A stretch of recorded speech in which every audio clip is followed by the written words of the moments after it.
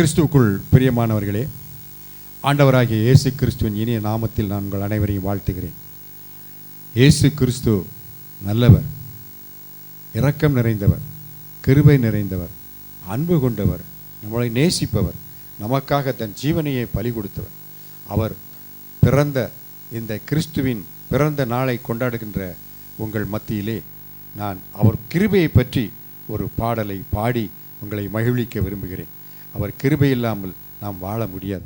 அவர் கிருபைதான் நம்மை தாங்குகின்றது. அவர் கிருபைதான் நம்மை நடத்துகின்றது, வழி நடத்துகின்றது. அவர் உடைக்கப்பட்ட நேரத்திலெல்லாம் நம்மை தாங்குகின்ற கிருபையாக நம்மோடு இருக்கிறார். நாம் சோர்ந்து போன நேரத்திலெல்லாம் நம்மை தேற்றுகிற தேவனாக நம்மோடு கூட இருக்கிறார். நம்முடைய எல்லா காரியங்களிலும் அவர் நாம் நடத்துகிறார். வியாதியின் மத்தியிலே, சுகவினத்தின் மத்தியிலே, பலவீனத்தின் மத்தியிலே, பிரச்சனைகளின் மத்தியிலே நம்மை கை கொடுத்து உதவி தூக்கி நிற்கிற தெய்வமாக அவர் நம்மோடு வாழ்ந்து கொண்டு இருக்கிறார். எல்லோரோடும் இணைந்து அவர் நம்மை வழிநடத்தி கொண்டுகிற தேவாதி தேவனை நாம் புகழ்ந்து ஒரு பாடலை பாடுவோமா? இந்த புத்தாண்டு, இந்த ஆண்டு முழுவதும் நம்மை பாதுகாத்த தேவன் இனி வரக்கூடிய புதிய ஆண்டிலும் உங்களை பாதுகாத்து ஆசீர்வதித்து வழி நடத்துவராக. ஆமென்.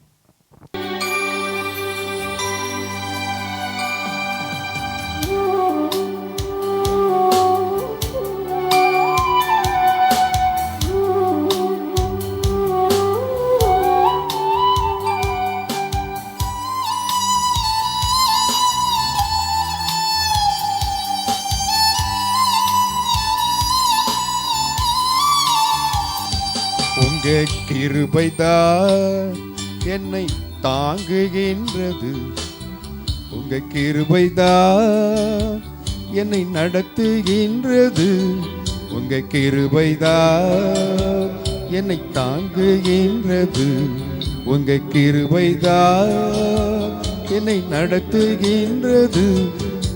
கிருபையே கிருபையே மாறாத நல்ல கிருபையே, கிருபையே கிருபையே மாறாத நல்ல கிருபையே, உங்க கிருபைதான் என்னை தாங்குகின்றது, உங்க கிருபைதான் என்னை நடத்துகின்றது, உங்க கிருபைதான் என்னை தாங்குகின்றது, உங்க கிருபைதான் என்னை நடத்துகின்றது.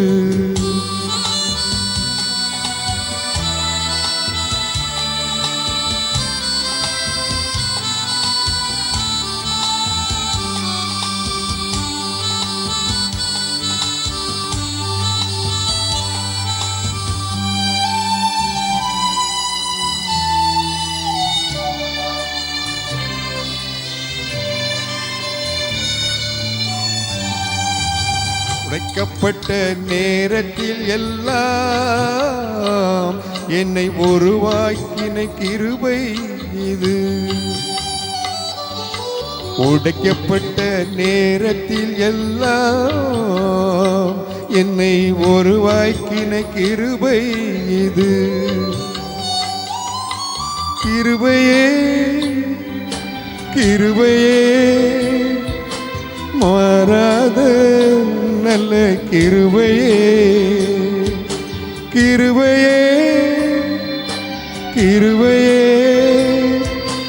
மாறாத நல்ல கிருபையே, கிருபைதான் என்னை தாங்குகின்றது, உங்க கிருபைதான் என்னை நடத்துகின்றது, உங்க கிருபைதான் என்னை தாங்குகின்றது, உங்க கிருபைதான் என்னை நடத்துகின்றது.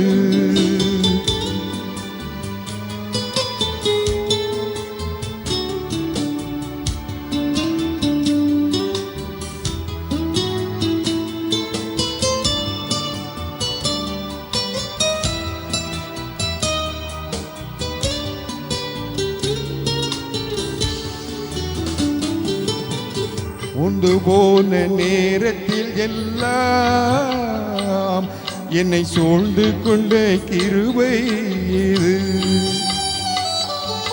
சோர்ந்து போன நேரத்தில் எல்லாம் என்னை சூழ்ந்து கொண்ட கிருபை இது. கிருபையே கிருபையே மாறாத நல்ல கிருபையே. கிருபையே கிருபையே மாறாத நல்ல கிருபையே. கிருபைதான் என்னை தாங்குகின்றது. உங்க கிருபைதான் என்னை நடத்துகின்றது.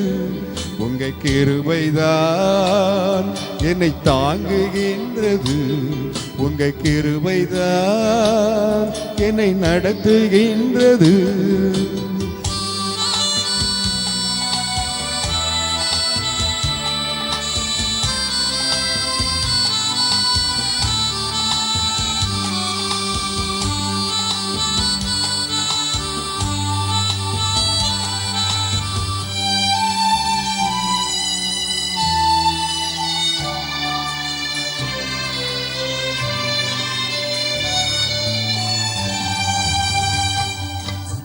ஒன்றுமில்லா நேரத்தில் எல்லாம் எனக்கு உதவி செய்த கிருபை இது. ஒன்றுமில்லா நேரத்தில் எல்லாம் எனக்கு உதவி செய்த கிருபை இது. கிருபையே கிருபையே மாறாத நல்ல கிருபையே. கிருபையே கிருபையே மாறாத நல்ல கிருபையே.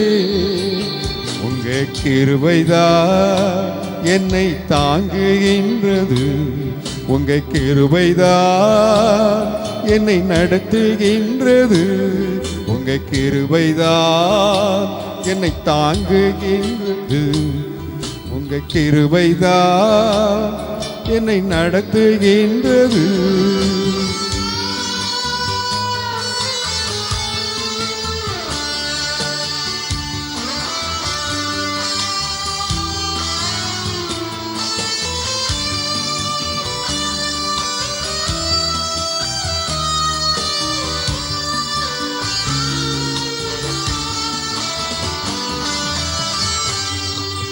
ஊழியத்தின் பாதையில் எல்லாம் என்னை உயர்த்தி வைத்த கிருபை இது.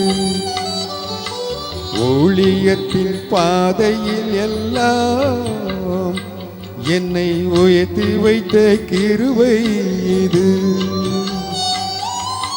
கிருபையே கிருபையே மாறாத நல்ல கிருபையே.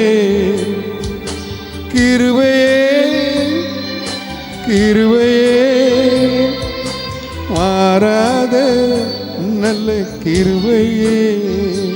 உங்க கிருபைதான் என்னை தாங்குகின்றது.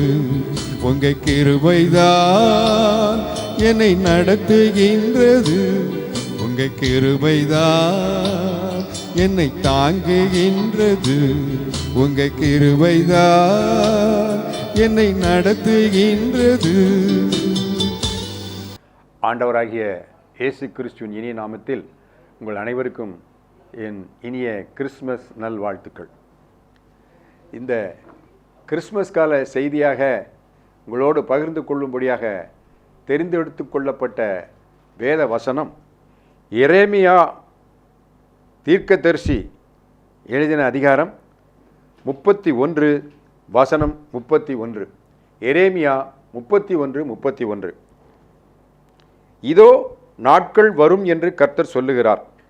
அப்பொழுது இஸ்ரவேல் குடும்பத்தோடும் யூதா குடும்பத்தோடும் புது உடன்படிக்கை பண்ணுவேன்.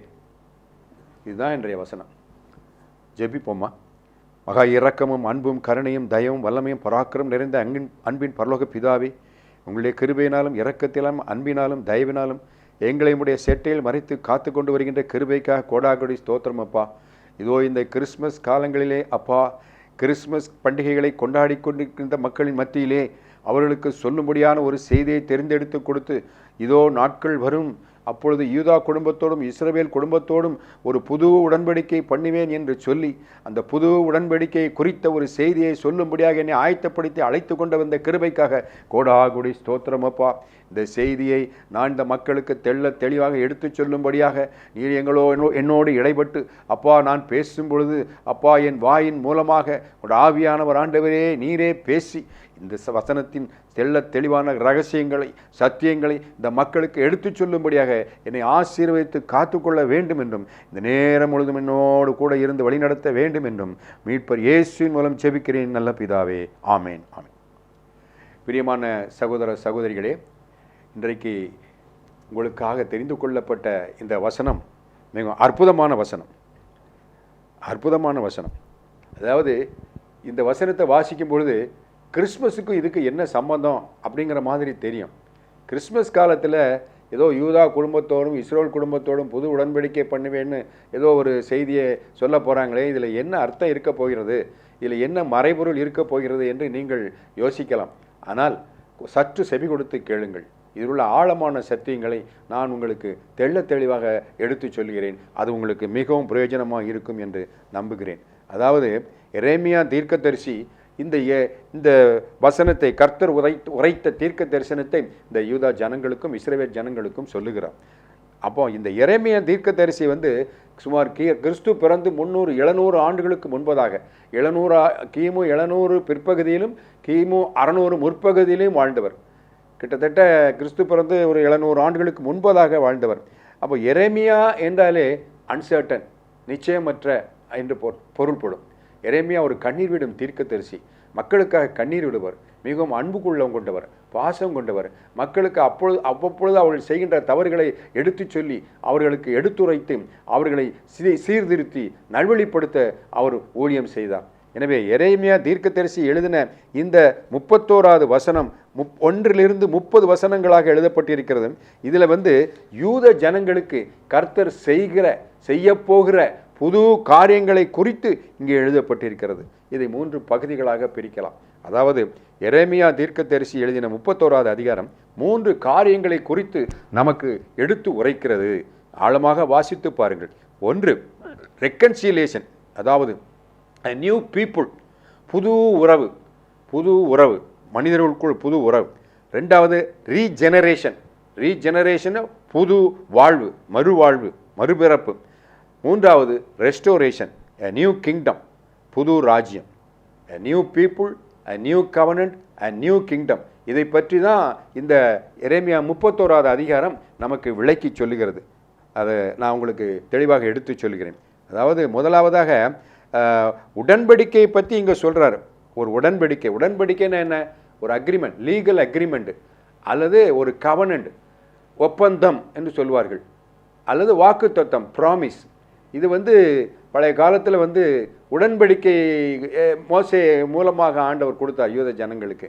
அந்த உடன்படிக்கை பழைய உடன்படிக்கை. அதன் பிறகு இப்பொழுது ஒரு புது உடன்படிக்கை பண்ணுவேன் என்று இவர்களுக்கு சொல்லுகிறார். எனவே இந்த உடன்படிக்கை இதனால் என்ன பிரயோஜனம் இவங்களுக்கு, இந்த புது உடன்படிக்கையினால், அல்லது நமக்கு என்ன பிரயோஜனம் என்பதை குறித்து ஒரு செய்தியை நான் உங்களுக்கு சொல்ல ஆசைப்படுகிறேன். ரெக்கன்சிலியேஷன், அதாவது ஒப்புரவாகுதல் அல்லது புது உறவு, தேவனுக்கும் நமக்குள்ள உறவு புதுப்பிக்கப்படுகிறது, அல்லது மனிதர்களுக்கும் உள்ள உறவு புதுப்பிக்கப்படுகிறது. இதுதான் ரெக்கன்சிலியேஷன். இந்த ரெக்கன்சிலியேஷன் தேவனோடு ஒப்புரவாவதற்கு தான் இயேசு கிறிஸ்து இந்த உலகத்தில் பிறந்தார். அந்த பிறந்து நம்மை தேவனோடு ஒப்புரவாக செய்தார். 2வது ரீஜெனரேஷன், நியூ கவனன்ட், ஒரு புது உடன்படிக்கை ஏற்படுத்துவதற்காகத்தான் இயேசு கிறிஸ்து பிறந்தார். அவர் புது வாழ்வு தருவதற்காக மக்களுக்கு ஒரு புது உடன்படிக்கையை ஏற்படுத்தி அவர்களுக்கு புது வாழ்வு, ஒரு மறு ஜென்ம வாழ்வு கொடுப்பதற்காக இந்த உலகத்தில் அவர் மனிதனாக பிறந்தார். மூன்றாவது ரெஸ்டோரேஷன், நியூ கிங்டம், புது ராஜ்யம். அந்த யூத ஜனங்கள், பிரிந்து கிடந்த யூத ஜனங்களுக்கு ஒன்றாக இணைத்து ஒரு புதிய ராஜ்யத்தை ஏற்படுத்துவேன் என்று ஒரு புது உடன்படிக்கை பண்ணுவதாக இங்கே எரேமியா தீர்க்கதரிசி சொல்லுகிறான். எனவே ரெக்கன்சிலேஷன் எப்படி ஏற்பட்டது அந்த யூத ஜனங்களுக்கு? இங்கே பார்த்தீங்கன்னா சாலமோன் ராஜா காலத்தில் அந்த ராஜ்யம் ஒன்றுபட்ட ராஜ்யமாக இருந்தது. எல்லா ஜனங்களும் ஒருமித்து கிட்டத்தட்ட 12 கோத்திர ஜனங்கள், யூதா யாக்கோபனுடைய கோத்திரங்கள் 12 கோத்திரங்களும் ஒரே ஆலயத்தில் ஒன்றாக இணைந்து வழிபட்டார்கள். அவர்களுக்குள் பிரிவினை இல்லை, ஒற்றுமையாக இருந்தார்கள். ஒரே தேவனை வழிபட்டார்கள், ஒரே சிந்தனையோடு வழிபட்டார்கள், ஒரே நோக்கத்தோடு வழிபட்டார்கள். ஆனால் சாலமோன் ராஜா செய்த தவறுகள், அவன் செய்த பாவங்கள், அந்நிய ஜாதியரோட மறுமனையாட்டிகளை அவன் திருமணம் செய்து கொண்டு அவர்களுடைய மார்க்கத்தின் வழியை நடக்க ஆரம்பித்து விட்டான். விக்கிரக ஆராதனைக்கு அடிமையாக. அதனால ஆண்டவர் கோபம் கொண்டு அந்த ராஜ்யத்தை 2ஆக பிரித்து விட்டார். அவனுக்கு பிறகு ராஜ்யம் 2ஆக பிரிந்தது.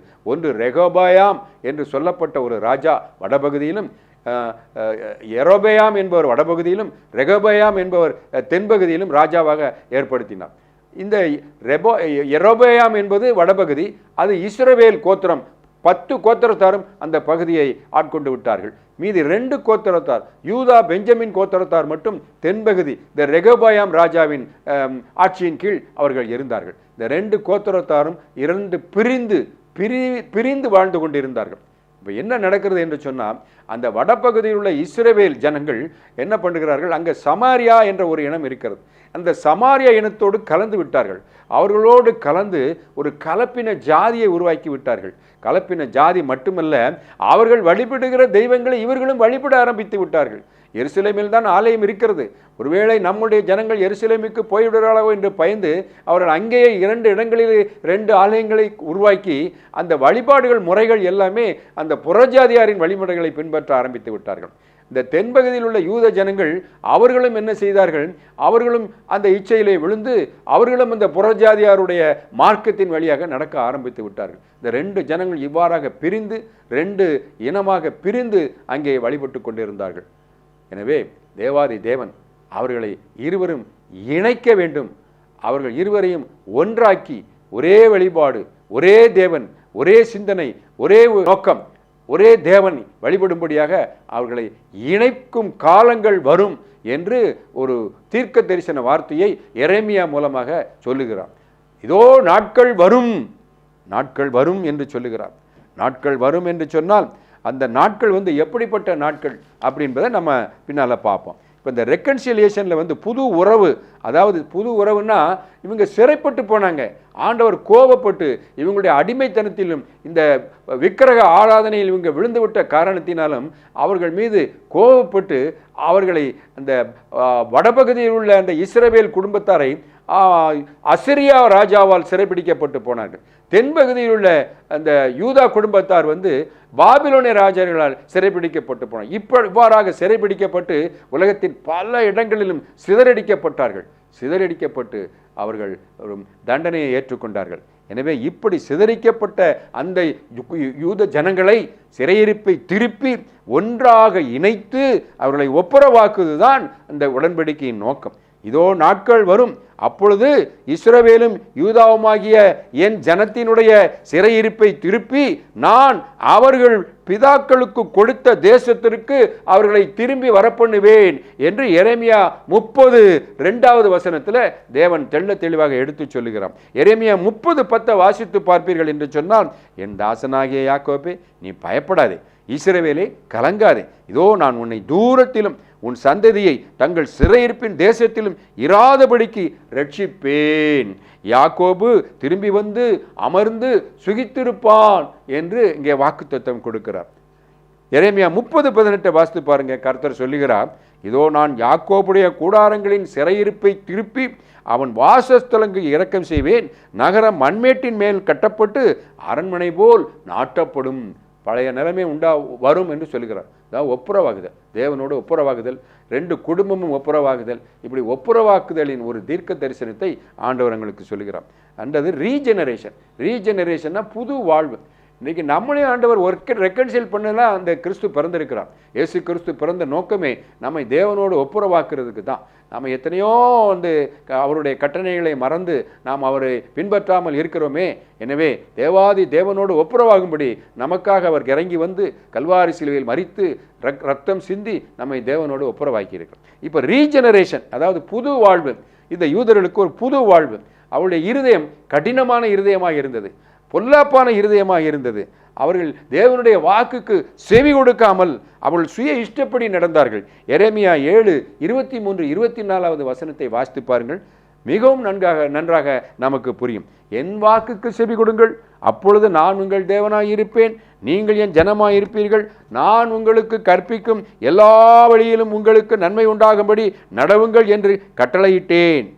அவர்களோ அதை கேளாமலும் தங்கள் செவியை சாயாமலும் தங்கள் பொல்லாத இருதயத்தின் யோசனைகளின்படியும் கடினத்தின்படியும் நடந்து முன்னிட்டு நடவாமல் பின்னிட்டு போனார்கள் என்று எரேமியா 7:23-24 ஆண்டவர் சொல்கிறார்.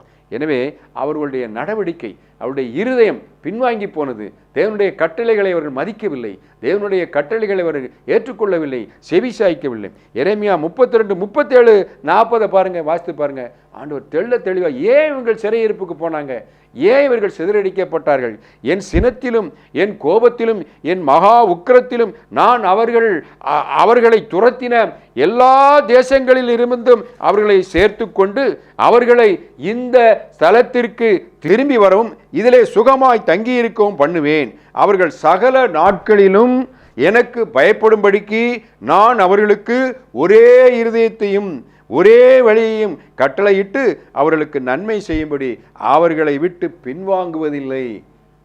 கேரண்டியா சொல்றார் ஆண்டவர். நான் அவர்களை எப்படி திருப்பி கொண்டு வந்துடுவேன், அவர்களுக்கு ஒரே இருதயத்தை கொடுப்பேன், ஒரே தேவனை வழிபடியான ஒரு வழியை காட்டுவேன், ஒரு இருதயத்தை கொடுப்பேன்னு சொல்றார். ஏன்னா அவங்க இது இந்த உடன்படிக்கை என்பது எப்படின்னா எட்டர்னல், அதாவது பழைய ஏற்பாட்டில் எவர்லாஸ்டிங் கவனன்ட்னு போடப்பட்டிருக்கிறது. ஏசாயா எழுதின அதிகாரத்தை பார்த்தீங்கன்னா அது பழைய உடன்படிக்கை எவர்லாஸ்டிங் கவனன்ட் அப்படின்னு போட்டிருக்கு. அது எவர்லாஸ்டிங் கவனன்ட், அந்த கவனன்ட்டுக்கு பேர் எவர்லாஸ்டிங் கவனன்ட். அதே மாதிரி புதிய ஏற்பாட்டில் புதிய உடன்படிக்கை சமாதானத்தின் உடன்படிக்கை அப்படின்னு போடப்பட்டிருக்குது. இந்த உடன்படிக்கை புதிய உடன்படிக்கை பழைய ஏற்பாட்டிலேருந்து ஆரம்பித்த உடன்படிக்கை புதிய ஏற்பாட்டில் இயேசு கிறிஸ்துவின் மரணம் வரைக்கும் அந்த உடன்படிக்கை தொடர்கிறது. எனவே இந்த எவர்லாஸ்டிங் கவனன்ட்டை அவங்களுக்கு கொடுக்குறாரு ஆண்டவர். எவர்லாஸ்டிங் கவனன்ட் எப்படி கொடுக்குறாருன்னு சொன்னால் எரேமியா 32 வாசித்து பாருங்க. என் சினத்திலும் என் கோபத்திலும் என் மகா உக்கிரத்திலும் நான் அவர்களை துரத்தின எல்லா தேசங்களிலும் இருந்து அவர்களை சேர்த்து கொண்டு அவர்களை இந்த ஸ்தலத்திற்கு திரும்பி வரவும் இதிலே சுகமாய் தங்கியிருக்கும் பண்ணுவேன். அவர்கள் சகல நாட்களிலும் எனக்கு பயப்படும்படி நான் அவர்களுக்கு ஒரே இருதயத்தை ஒரே வழியை கட்டளையிட்டு அவர்களுக்கு நன்மை செய்யும்படி அவர்களை விட்டு பின்வாங்குவதில்லை என்ற ஒரு நித்திய உடன்படிக்கை அவர்களோடு பண்ணி, நித்திய உடன்படிக்கை, தட் இஸ் எட்டர்னல் கவனன்ட். அவர்கள் என்னை விட்டு அகன்று போகாதபடிக்கு எனக்கு பயப்படும் பயத்தை அவர்கள் இருதயத்திலே வைத்து என் முழு இருதயத்தோடும் என் முழு ஆத்மாவோடும் அவர்களை இந்த தேசத்திலே நாட்டுவேன் என்று சொல்லுகிறார். ஏன்னா கர்த்தர் இருதயத்தை மாற்றுகிறவர், மாற்ற வல்லவர். இருதயத்தை மாற்ற அவர் ஒருவரால் முடியும். அந்த இருதயத்தை மாற்றுகிறது தான் அந்த ரீஜெனரேஷன் என்பது. ஏன்னா ஆண்டவரால் இந்த நம்ம எரேமியா 31:28 வாசித்து பாருங்க. ஆண்டவர் மிகவும் வல்லவர், பயங்கரமானவர்.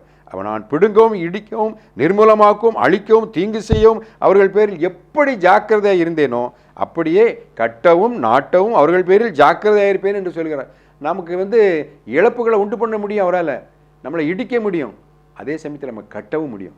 நம்ம இருதயத்தில் அசுத்தங்கள் நிறைந்திருந்தால் அந்த இருதயத்தை அவரால் மாற்ற முடியும். ஏன்னா அவர் எசேக்கியேல் 36:24-28 உங்களை புறஜாதிகளிலிருந்து அழைத்து வந்து உங்கள் சுயதேசத்திற்கு கொண்டு வருவேன், உங்கள் மேல் சுத்த ஜலம் தெளித்து உங்கள் எல்லா நரகலான விக்கிரகங்களையும் நீக்கி உங்களை சுத்தமாக்குவேன் என்று வாக்குத்தத்தம் கொடுக்கிறார்.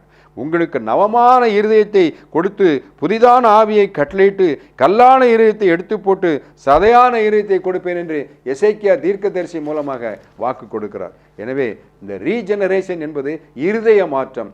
இன்றைக்கு இயேசு கிறிஸ்து பிறந்த பண்டிகையை கொண்டாடுகிற நாம் அந்த உடன்படிக்கையை நாம் ஏற்றுக்கொண்டு நம்ம இருதயத்தை மாற்றுவோமா?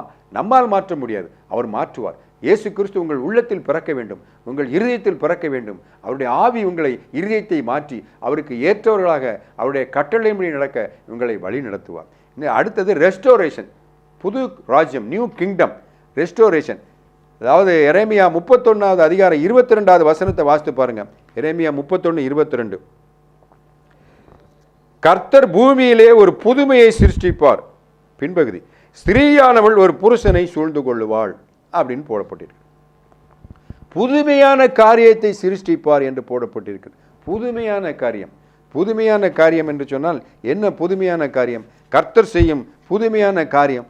புதுமையான காரியத்தை சிருஷ்டிப்பேன் என்று சொல்லுகிறார். புதுமையான காரியம் என்று சொன்னால் அவர் என்ன பண்ணுறாருன்னா, இந்த பாருங்க, மனுஷ வித்தினாலும் மிருக வித்தினாலும் யூதா குடும்பத்தையும் இஸ்ரேல் குடும்பத்தையும் விதைப்பேன் என்று சொல்லுகிறார். இந்த ரெண்டு குடும்பத்தையும் விதைத்து அந்த ரெண்டு குடும்பமும் விருத்தியாகும்படி வர்த்திக்கும்படி அவர் செய்வேன் என்று சொல்லுகிறார். அது மட்டுமல்ல, அந்த எரேமியா 31:22 வாசித்து பாருங்க. அதில் பின்பகுதி, ஒரு புதுமையை சிருஷ்டிப்பார், ஸ்திரீயானவள் புருஷனை சூழ்ந்து கொள்வாள். அப்படின்னா என்ன அர்த்தம்? இது அநேகருக்கு இந்த இதனுடைய வசனத்தினுடைய அர்த்தம் தெரியாது. ஸ்திரீயானவள் புருஷனை சூழ்ந்து கொள்வாள் அப்படின்னா நிறைய விளக்கம், ஒவ்வொருத்தரும் ஒவ்வொரு விளக்கம் கொடுக்குறாங்க. ஸ்திரீன்னா யாரு? ஸ்திரீ அப்படின்னா woman. a woman shall compass a man. இதுதான் ஆங்கிலத்தில் உண்மையான அர்த்தம். அந்த ஸ்திரீ ஒரு மனிதனை சூழ்ந்து கொள்வாள். Compass a man. காம்பாஸ்னா surround with care, to shield, அப்படியே மறைத்து கொள்கிறது. அந்த ஸ்திரீயானவள் ஒரு மனிதனை, ஒரு புருஷனை சூழ்ந்து கொள்வாள். அது என்ன அர்த்தம்னா, it means God's care for Israel in wilderness. கர்த்தரின் கோட்டையும் அரணுமாக இருந்து என்னை வனாந்தரத்தில் பாதுகாப்பார். கர்த்தரை சூழ்ந்து கொள்ளும் ஸ்திரியை கர்த்தர் பாதுகாப்பார். அந்த ஸ்திரீ பலமுள்ள ஸ்திரியாக எழும்புவாள். அதாவது மேன் அப்படின்னாலே ஸ்ட்ராங்னு அர்த்தம், சாம்பியன். ஆனால் அந்த புது காரியம், கர்த்தர் செய்யக்கூடிய புது காரியம் என்ன? அது அந்த உமன்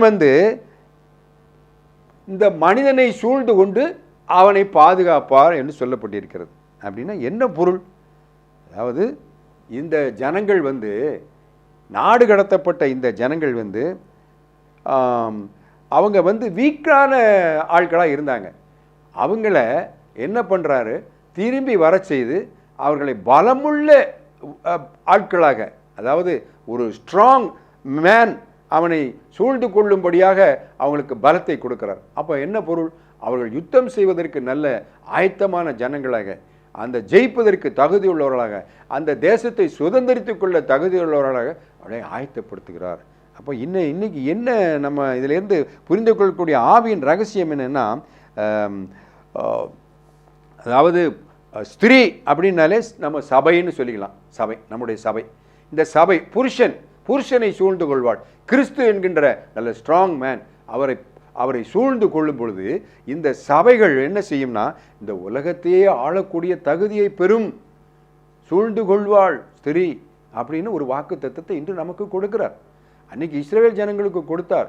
நீங்கள் ஸ்ட்ராங் உமனாக போய் அந்த தேசத்தை சுதந்திரிப்பீங்க அப்படின்னு. நம்ம இன்னைக்கு ஸ்ட்ராங் சபையாக இருந்து பரிசுத்த சபையாக உருவாக்கப்பட்டு நாம் ஒரு ராஜ்யத்தை சுதந்திரிக்க போகிறோம். அதான் பரலோக ராஜ்யம். அது அந்த ராஜ்யம் பரலோகத்திலிருந்து இறங்கி வரக்கூடிய ராஜ்யம், தேவனுடைய ராஜ்யம். தேவனுடைய ராஜ்யத்தை நாம் சுதந்திரிக்கிறதற்கு பலமுள்ளவர்களாக நாம் மாற்றப்படுவோம். இதுதான் அந்த வாக்குத்தத்தம், இந்த வசனத்தினுடைய வாழ்க்கை. அப்போ என்ன சொல்கிறாரு இஸ்ரவேல்? இந்த 31:27 பாருங்க, அவர் சொல்கிற வாக்குத்தத்தம், இதோ நாட்கள் வரும், அப்பொழுது இஸ்ரவேல் குடும்பத்தையும் யூதா குடும்பத்தையும் மிருக வித்தினாலும் மனுஷ வித்தினாலும் விதைப்பேன். ரெண்டு விதைப்புக்கு சமானமாக சொல்கிறார். எப்படி ஒரு நிலத்தில் விதைக்கும் பொழுது அது பலுகி பெருகி கனி கொடுக்கிறதோ, அதே மாதிரி இவங்க இந்த ஜனங்களும் இந்த மிருக ஜீவன்களும் பலுகி பெருகி வர்த்திக்க பண்ணுவேன் என்பதை அவர் ஆழமாக சொல்கிறார். எனவே இப்படிப்பட்ட ஒரு அற்புத அதிசயங்களை இன்று கிறிஸ்து பிறந்த நாளில் நமக்கு வாக்கு கொடுக்கிறார்.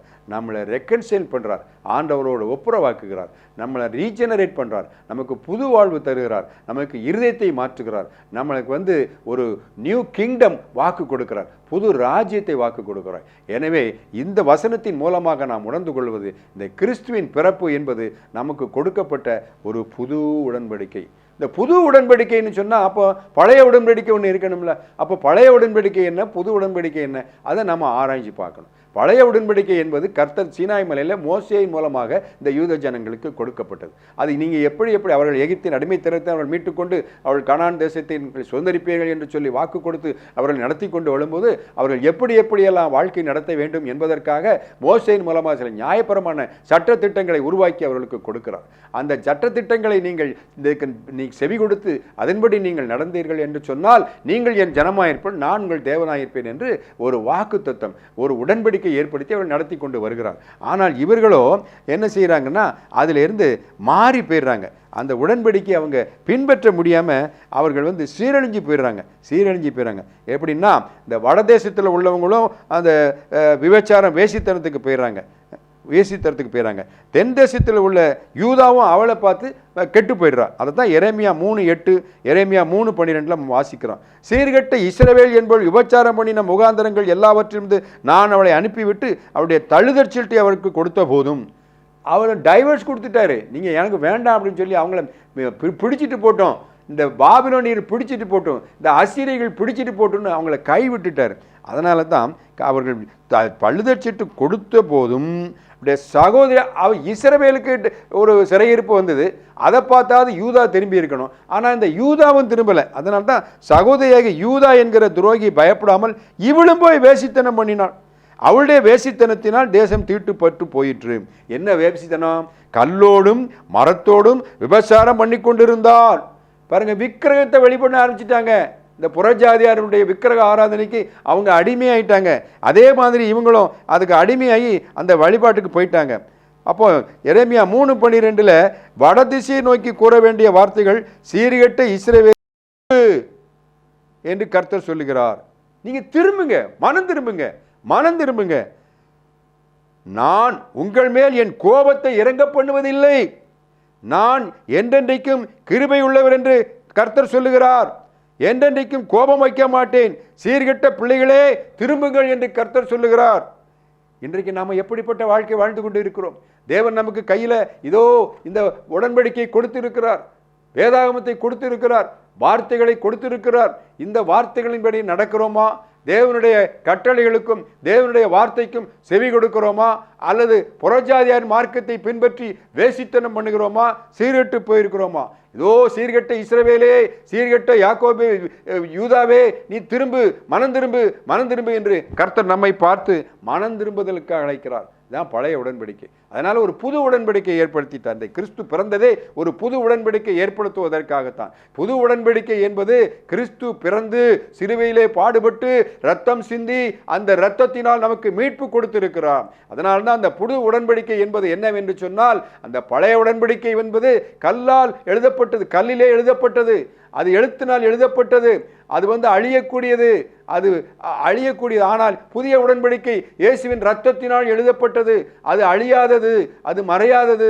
அவர் என்ன சொல்றாரு? என் பிரமாணங்களை உங்கள் இருதயத்திலே வைத்து உன் மனதிலே எழுதுவேன் என்கிறார். இன்னொரு இடத்துல உங்கள் மனதிலே வைத்து இருதயத்திலே எழுதுவேன் என்று சொல்லுகிறார். இப்படிப்பட்ட ஒரு பிரமாணத்தை புதிய உடன்படிக்கை நமக்கு அவர் ஏற்படுத்தி இருக்கிறார். இந்த புது உடன்படிக்கை எதுக்காக அவர் ஏற்படுத்தி இருக்கிறார்? இந்த புதிய உடன்படிக்கைன்னா, பழைய உடன்படிக்கை என்பது ஒரு சீர்திருத்துவதற்காக, இயேசு கிறிஸ்து என்ற இரட்சகர் வருகிற வரைக்கும், மெசியா என்ற மீட்பர் வருகிற வரைக்கும் அவர்களை வழிநடத்துவதற்கு ஒரு உபாத்தியாக, அவர்களுடைய குணங்களை சீர்திருத்துவதற்காக கொடுக்கப்பட்ட ஒரு நியாயபரமான சட்ட திட்டங்கள். ஆனால் அது அவர்கள் வாழ்க்கையை மாற்றவில்லை, அவர்களை பூரணப்படுத்தவில்லை. அவர்கள் மேலும் அவர்கள் தவறி விழுந்து கொண்டே இருந்தார்கள். எனவேதான் புது உடன்படிக்கை, the old covenant was given to the people to control their character, conduct, but the new covenant is given to change the control character, change the conduct. இந்த புது உடன்படிக்கை நம்முடைய சுபாவத்தையே மாற்றும், நம்முடைய இருதயத்தையே மாற்றும். நம்முடைய சுபாவத்தை மாற்றி தேவனுடைய சுபாவத்தை போல நாம் மாறுவதற்கு இந்த புதிய உடன்படிக்கை நமக்கு உதவி செய்யும். ஏன்னா பழைய உடன்படிக்கையில் பாவத்தை அறிகிற அறிவு மட்டும்தான் இருக்கும். பழைய நியாயப்பிரமாண உடன்படிக்கை சட்டத்தினால் வருகிறது. ரோமர் 3:20 தெளிவாக சொல்லுகிறது. பாவத்தை அறிகிற அறிவு பழைய நியாயப்பிரமாண உடன்படிக்கை சட்டத்தினால் வருகிறது. அதனால் எவனும் நீதிமானாக்கப்படுவதில்லை. நீதிமான ஆக முடியாது, அதை கடைப்பிடிக்க முடியாது. ஆனால் புது உடன்படிக்கை மட்டும்தான் ஒரு மனிதனை நீதிமானாக்க முடியும். எனவே தான் பூமியிலே ஒரு புதுமையை சிருஷ்டிப்பேன் என்று அவர் சொல்லுகிறார். அதாவது ரெண்டாவது, இந்த நம்ம பழைய உடன்படிக்கையை ஃபாலோ பண்ணக்கூடாது, புது உடன்படிக்கையை தான் நம்ம ஃபாலோ பண்ணணும்.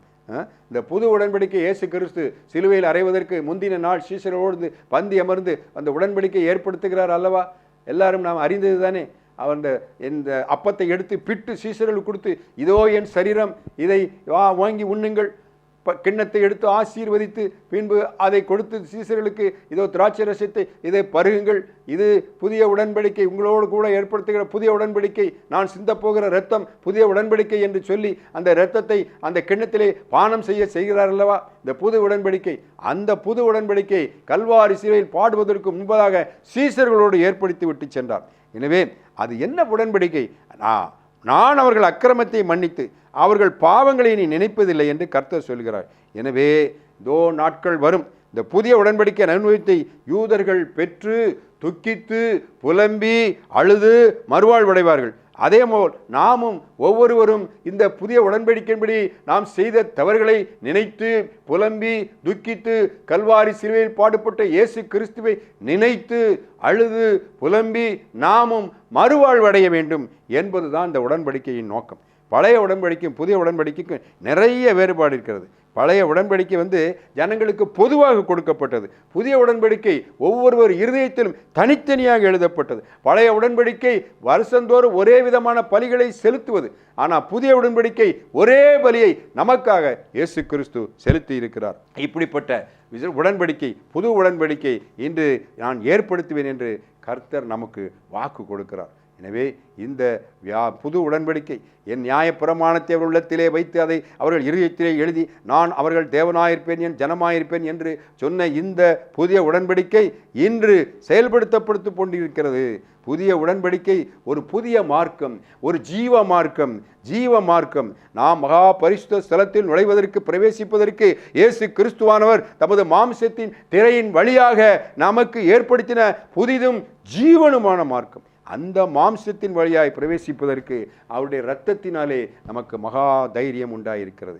எனவே இன்றைக்கு நான் உங்களோடு இந்த வசனத்தின் இந்த சத்தியத்தின் மூலமாக நான் உங்களுக்கு சொல்ல வேண்டிய கருத்து என்னவென்றால், சீர்கெட்டு திரிந்த இஸ்ரவேல் குடும்பத்தையும் யூதா குடும்பத்தையும் மன்னித்து அவர்களோடு புது உடன்படிக்கை பண்ணுவேன் என்று வாக்களித்த தேவன் இன்று இயேசு கிறிஸ்துவின் பிறப்பின் மூலம் புது உடன்படிக்கையை நமக்கு ஏற்படுத்தி கொடுத்து பிரிந்து கிடக்கிற குடும்பங்களை இளைஞர்களை இணைத்து, பிரிந்து கிடக்கும் சபைகளை இணைத்து, கிரிந்து கிடக்கும் வழிபாடுகளை எல்லாம் இணைத்து ஒரே பரிசுத்த சபையாக, ஒரே பரிசுத்த ஜாதியாக, ஒரே சிந்தனையோடு, ஒரே நோக்கத்தோடு, ஒரே சபையாக, பரிசுத்த மணவாட்டி சபையாக நம்மை இணைப்பதற்கு ஒரு உடன்படிக்கை ஏற்படுத்தி இருக்கிறார். எனவே என் பிரியமான சகோதர சகோதரிகளே, இந்த உடன்படிக்கைக்கு வாருங்கள், இந்த உடன்படிக்கையில் கையெழுத்திடுங்கள், இந்த உடன்படிக்கையை நீங்கள் ஏற்றுக்கொள்ளுங்கள் என்று சொல்லி இந்த கிறிஸ்து பிறந்த நாளில் நீங்கள் தயவு செய்து பழைய உடன்படிக்கையை மறந்து, அது உங்களை நீதிமானாக்குவதில்லை, புதிய உடன்படிக்கையை கடைபிடித்து இந்த பிரமாணங்களை இருதயத்தில் வைத்து, அது அன்பின் பிரமாணம். ஒருவருக்கு ஒரு அன்பு செய்ய வேண்டும். நீங்கள் உங்களை நேசிப்பது உங்கள் சிநேகிதரை நேசிக்க வேண்டும், உங்கள் சகோதரை நேசிக்க வேண்டும். நாம் தேவனை நேசிக்கிறேன் என்று சொன்னால் தேவன் படைத்த எல்லா மனிதர்களையும் நான் நேசிக்க வேண்டும். இதுதான் புதிய உடன்பாடு. அவர் நம்மை நேசித்ததனாலே தன் ஜீவனை நமக்காக கொடுத்தார், இரத்தத்தை சிந்தினார். ஏதோ இந்த கிறிஸ்துவின் பிறப்பின் பண்டிகையை புத்தாடை தரித்து ஏதோ நட்சத்திரங்களை மாட்டிக்கொண்டு நான் கொண்டாடுவது அல்ல. புதிய உடன்படிக்கை என்பது உள்ளத்தில் இயேசு பிறக்க வேண்டும், வெளிச்சம் பிறக்க வேண்டும்.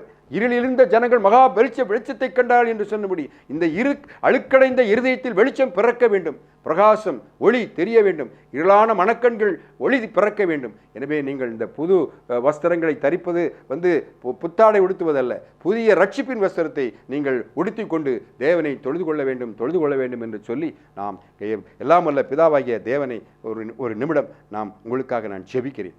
எங்கள் வல்லமையுள்ள அன்பின் பிதாவே, இந்த கிறிஸ்து பிறந்த பண்டிகையை கொண்டாடுகின்ற இந்த ஜனங்கள் இந்த பழைய உடன்படிக்கையை மறந்து புது உடன்படிக்கை நீர் ஏற்படுத்தியிருந்த புது உடன்படிக்கை அவர்கள் ஏற்றுக்கொள்ளும்படியாக, அந்த உடன்படிக்கையை அவர்கள் வாழ்க்கையை மாற்றும்படியாக, அவர்களுக்கு புது வாழ்வு கொடுக்கும்படியாக, அவர்கள் இருதயத்தை மாற்றும்படியாக, அவர்களுக்கு ஒரு புது ராஜ்யத்தை ஏற்படுத்தும்படியாக நீர் சொன்ன இந்த வாக்குத்தத்தங்களை அவர் பின்பற்றி இதோ இந்த கிறிஸ்து பிறந்த நாளை மகிழ்ச்சியாக கொண்டாடும்படியாய் நமக்கு கொடுத்திருக்கிற அந்த புதிய உடன்படிக்கை நமக்கு கிடைத்திருக்கிற பெரிய பரிசு என்று நினைத்து எல்லோரையும் அன்பு செய்து எல்லோரையும் நேசித்து ஒரே நோக்கத்தோடு ஒரே சிந்தனையோடு ஏக சிந்தையோடு இயேசு கிறிஸ்துவின் சிந்தனையோடு அவர்கள் உம்மை தொழுது ஆராதித்து ஆவியோடும் உண்மையோடும் தொழுது தேவனுடைய ராஜ்யத்தின் பிள்ளையாக மாற வேண்டும் என்று எல்லாமல்ல பிதாவாகிய தேவனே உங்களை நான் ஜெபிக்கிறேன், வேண்டுகிறேன். இயேசு கிறிஸ்துவின் மூலமாக ஜெபிக்கிறேன் நல்ல பிதாவே.